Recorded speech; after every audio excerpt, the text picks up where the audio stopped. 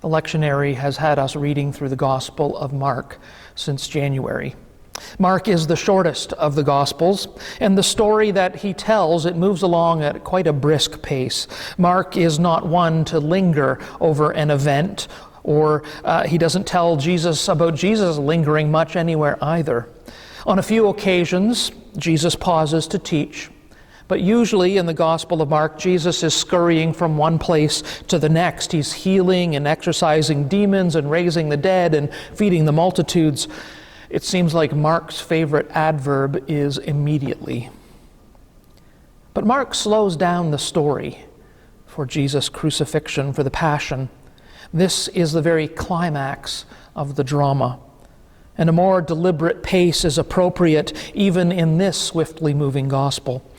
It is possible to read the Passion story in Mark as though it was simply a report of a Roman trial and brutal atrocity, and this is surely appropriate, but let's let the story speak for itself.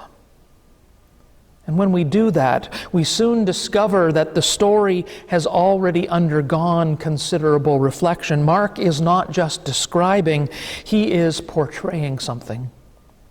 We always convey meaning when the way that we describe an event or something that has happened, and it's no different with Mark. And I can't speak for any of you, but I have always had a very vivid imagination, and I tend to prefer reading authors who do not over-describe their books. Their writing is briefer, it is shorter, it is less flowery, because my mind can fill in much of the detail, and I find it far more vivid than the author's words. By leaving much of that detail to my own imagination, the story can also be read and reread over the span of decades. And it still seems fresh in my mind because it's always adding in new details, new visions. It takes me down paths where I have not gone before, that are different from the last time I read the story. Mark's account of the crucifixion is sparsely told and graphic. The people of Mark's time would not have had difficulty imagining it. Crucifixions were common.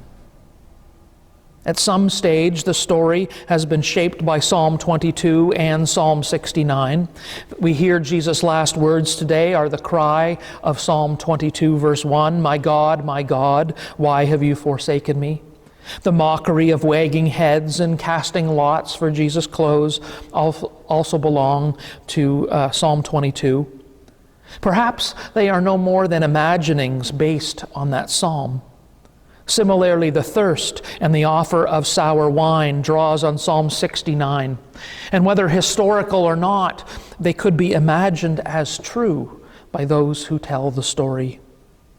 It must have been something like that, and probably was, for this was no sham suffering, it was real. For Mark and his followers, the realism matches what they could possibly face themselves for following Christ. It also defies attempts to imagine Jesus as a hero of power and glory, the way he suggests the disciples had wanted to see him. No, Mark wants his readers to start finding God at the point where Jesus seems almost forsaken. Mark does not understand Easter as God's abandonment of the way of love and lowliness, but instead an affirmation of it. In Mark's account, the world falls into deep darkness at Jesus' death. The killing of Jesus, however incidental to the tasks of governance for the Roman and Jewish authorities, it mirrors the worst of human brutality. I mean, regimes do this to people in the name of all kinds of claims for common good, and at least to the furtherance of peace. And people do this to people too, whenever anger and fear conspire to suppress love and goodness. We all do it. We only have to look at the headlines to know that this is true. China's genocide against the Uyghurs, its crackdown on pro-democracy activists in Hong Kong, Our ability to build oil and gas pipelines and highways and rail lines through First Nation territory, and yet somehow be unable to give them clean water. The need for Black Lives Matter, or the continuing violence against women institutionally in our military and RCMP and in our own communities and in our own homes. Mark is an in-your-face account of the killing of love. The event is bigger than Mark and bigger than Mark's account. It has become for millions a symbol of what evil can do and how far love will go. It is not told to promote a theory about the past. It has no reference to theological models of atonement. It only has suffering in the coloring and contours drawn from the Psalms. It is not really a story to be remembered so much as a story to be lived with and lived through. A story in which we can recognize and engage in its repeated forms in today's world and in ourselves. Mark does not supply a thorough and intellectually satisfying account of how the death of Jesus saves. Unlike some later interpreters, this gospel is not overly concerned with working out the technical details of how the death of Jesus figures in that divine transaction to fix what is wrong with us.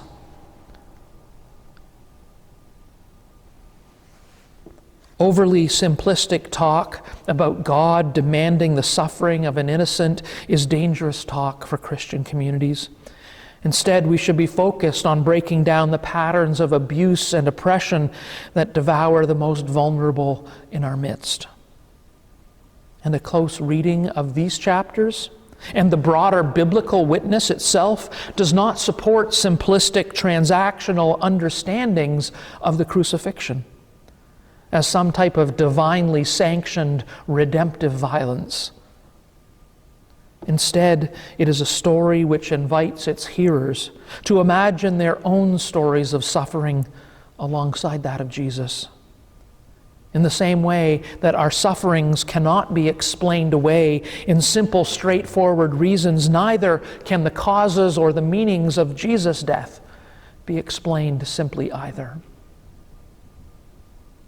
I'm reminded of an old, long-running radio program. Perhaps you have heard it.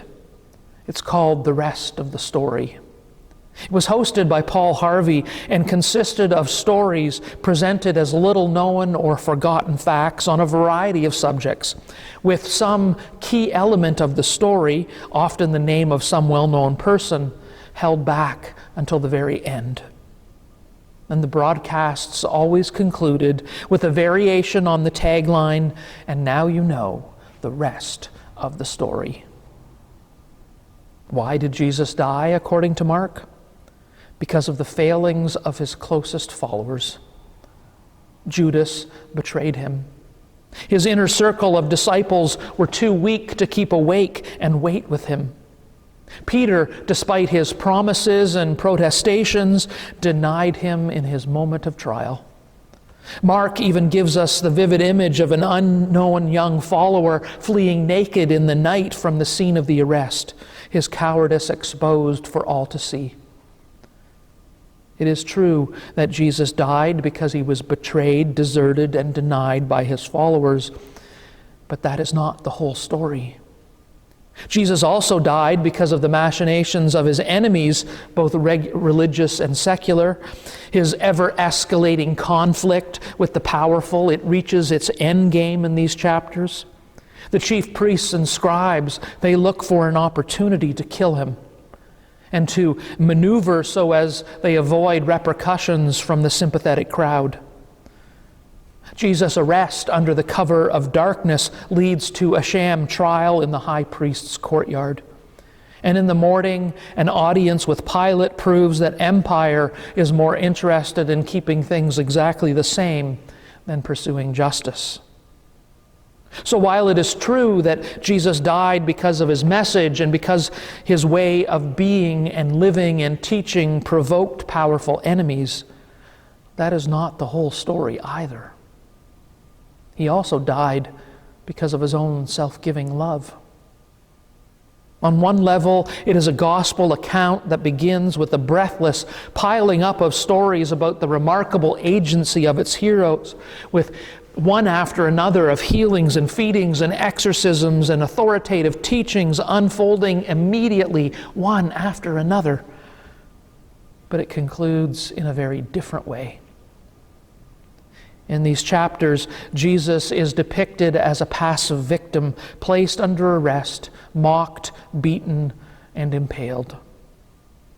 Yet in the final analysis, Mark is clear that Jesus' life was not taken from him, but given by him. And this is shown in subtle ways. His choice of silence instead of arguing or pleading with Pilate.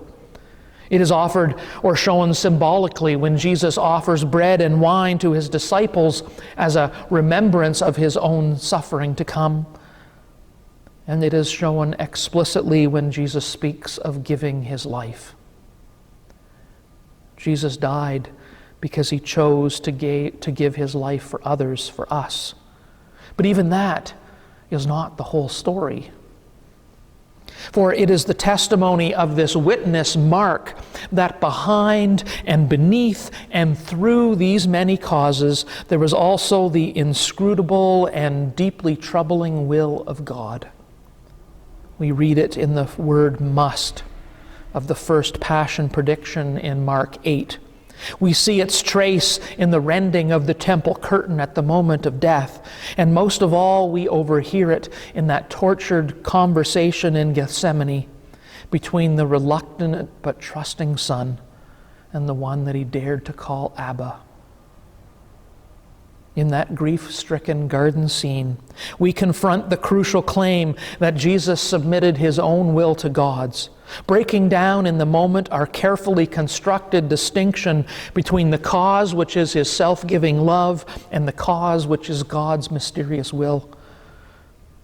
Mark's passion story is less an argument to be understood and more like a theological poem that we are meant to ponder.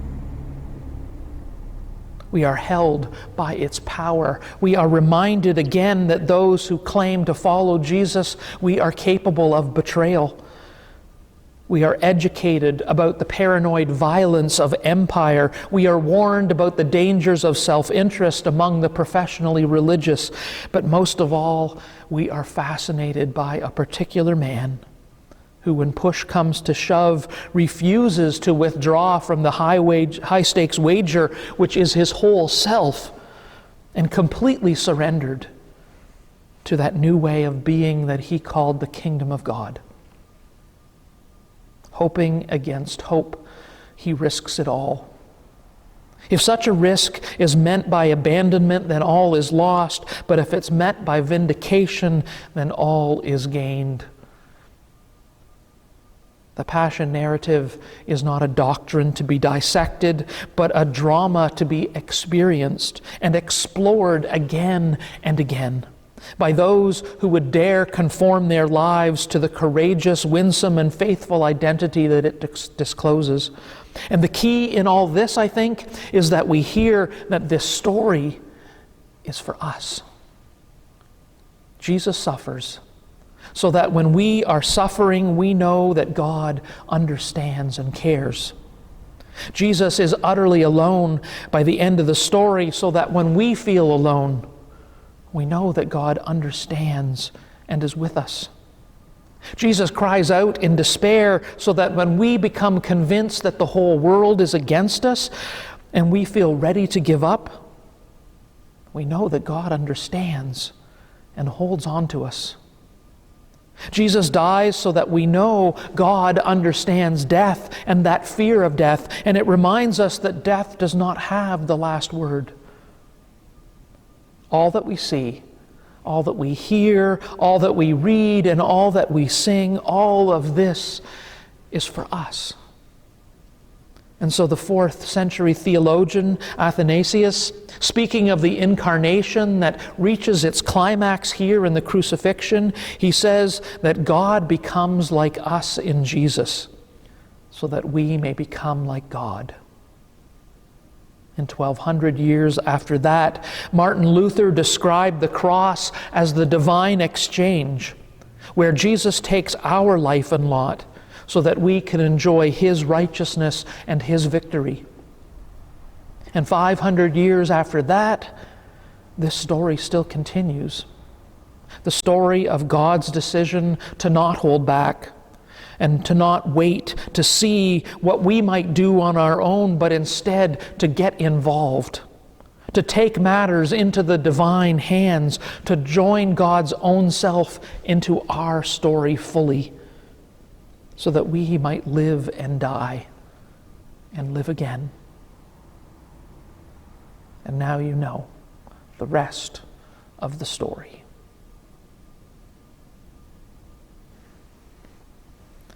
Our hymn, 242, What Wondrous Love Is This, by Mary Ann McVicker.